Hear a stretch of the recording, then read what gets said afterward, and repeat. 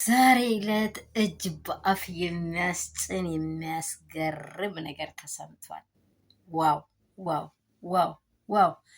በጣም ደስ የሚል በእውነት የሚያኮራ በጣም የሚያኮራ እንግዲህ እግዚአብሔር እውን ያርገው።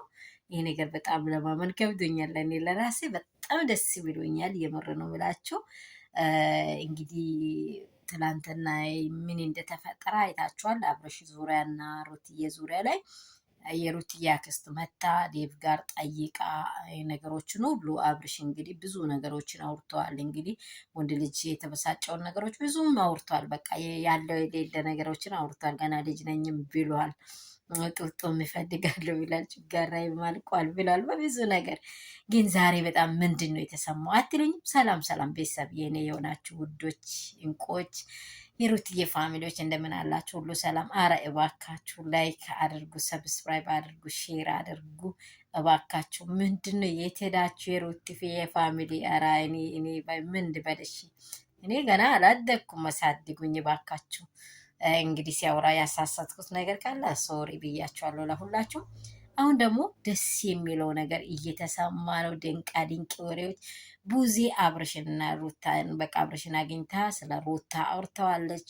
ይሄ የኔ እጅ ሳይሆን የቤተሰብ ሀሳብ ስለሆነ መታረቅ አለብህ ብላ ለቡዜ እንደው እኔ እንጃ ይሄን ነገር እስከሚያየው ናፍቆኛል። የምር እንደኔ ያፈቃችሁት ይደቀቂውን እኔ በቃ በጣም ገርሞኛል። ጠይቃ ይሄ የቤተሰብ ጉዳይ ነው የኔ ጉዳይ አይደለም፣ መታረቅ አለብህ ልጅህ ስትል ለልጅህን አብራችሁ አሳድጉት የሚል ነገር ጠይቃዋለች አብርሽን። የአብርሽ መልስ ምን ይሁን? በቃ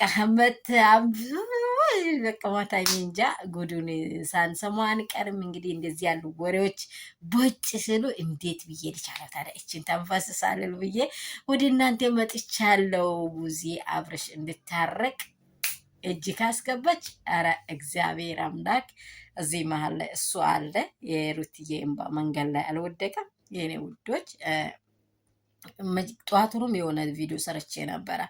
በእርግጥ የሰው ልጅ ትዳር የሚባል ነገር አንድ ትዳር ከቀመስቹ ሌላ ነገር እንድታይ አይኖችን አይሰጥም። አይተሽዋል ወይ ቀምሰሽዋል ወይ ልትሉ ትችላላችሁ። እኛ በትክክለኛ መንገድ ያየነውን ነገሮች ከማውራት ያልሰማነውን ነገሮች ደግሞ ስናወራ ምንም ነገር ትርጉም የለም። ትዳር በአንድ ሰው ያምራል። ትዳር በመጀመሪያ ባልሽ ያምራል።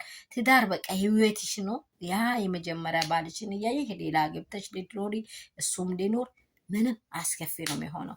በእውነት እግዚአብሔር ያስታርቃችሁ የምትሉ ላይክ ወይኔ ሩትዬና አብርሽ በቃ አንድ ላይ ይሆናል። ቡዜ ተባረኪ።